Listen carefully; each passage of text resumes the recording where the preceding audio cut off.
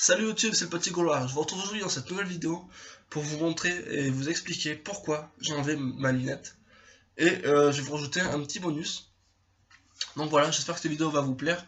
Abonnez-vous, laissez un like et c'est parti, j'envoie le générique.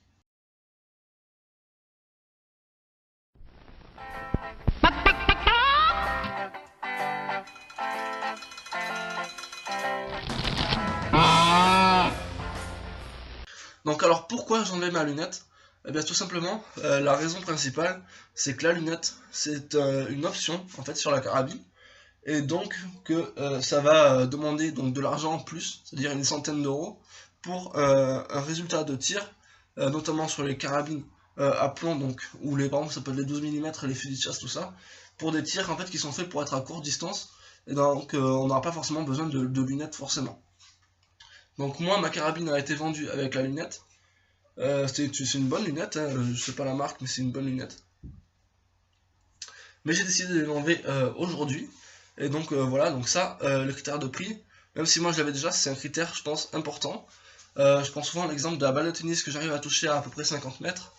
Avec lunettes ou sans lunettes, je la touche pareil. Donc je vois pas l'intérêt d'avoir quelque chose de supplémentaire pour faire le même travail que le fusil de base pourrait faire. Ensuite, autre avantage du sans lunettes, ça va être de pouvoir en fait viser rapidement. Hop, on lève son fusil, on cale, et puis en fait notre œil est directement aligné avec le canon et avec notre viseur.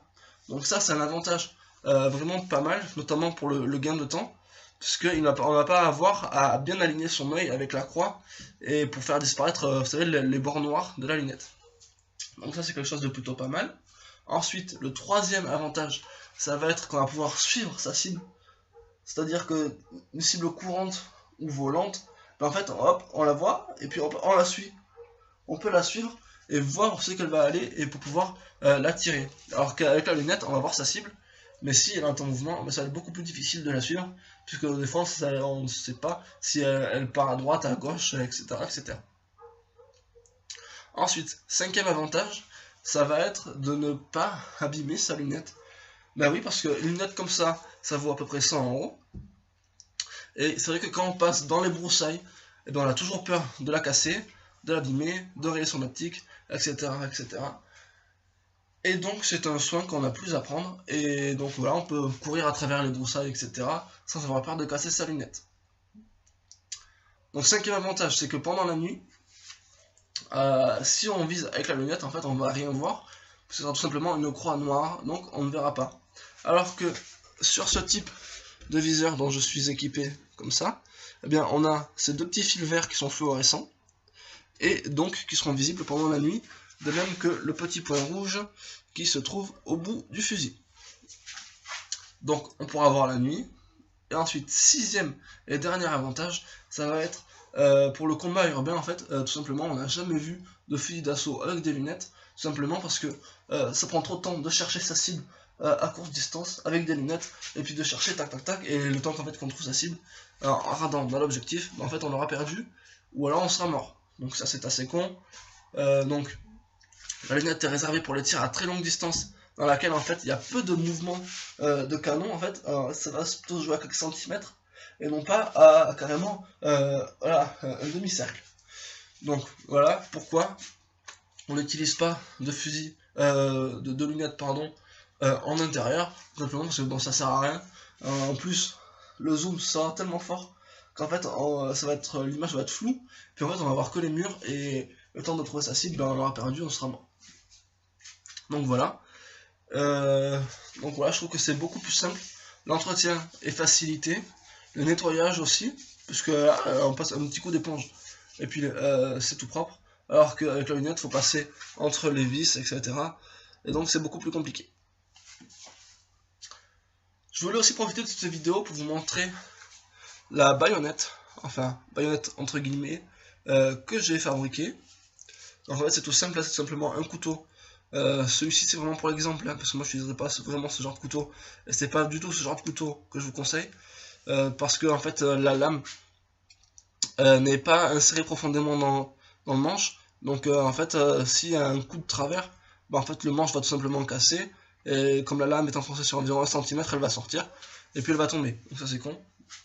Donc il faut utiliser des couteaux avec la lame qui va jusqu'au bout du manche. Ou même pas de manche, et carrément mettre qu'une lame. Ensuite, donc pour la fixer, j'utilisais des colliers de serrage pour la plomberie. Donc en fer. C'est de l'acier inoxydable, je crois, ou de l'inox. Donc ça sera l'avantage de ne pas rouiller. Aussi, c'est de faire attention à ne pas mettre ces colliers de serrage sur les bouches de sortie de silencieux pour ne pas influencer le gaz, le flux de gaz, et donc ne pas perturber les capacités de son fusil. Donc le gros avantage sur un fusil de ce type d'avoir une baïonnette, c'est tout simplement qu'en fait on a un coup.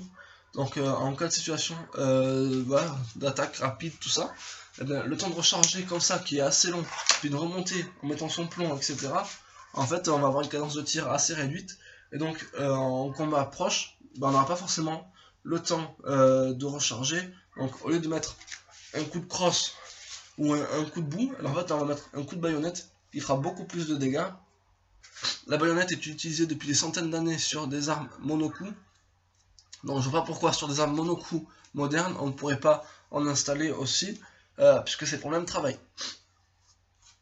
Donc voilà, ça c'était vraiment l'avantage de la baïonnette. Donc je vous ai expliqué, couteau de cuisine, collier de serrage en acier, ne prenez pas ceux en plastique, parce qu'ils sont beaucoup plus facilement abîmables et enlevables.